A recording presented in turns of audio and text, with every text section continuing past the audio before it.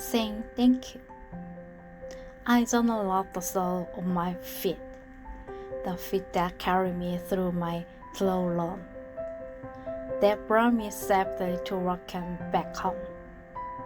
I say thank you and softly love them again.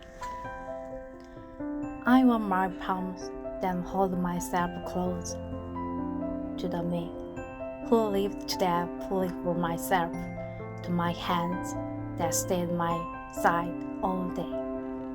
I say thank you and gently love them. To my ears in my mouth that listen to the whisper of wind and rain that worked so hard all day.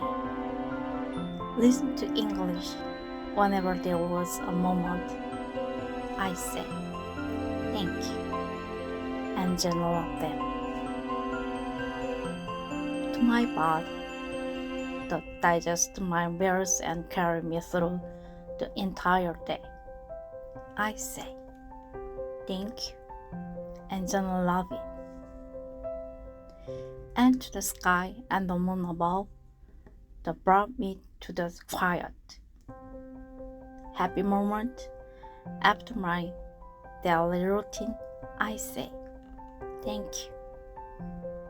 And then I fall asleep.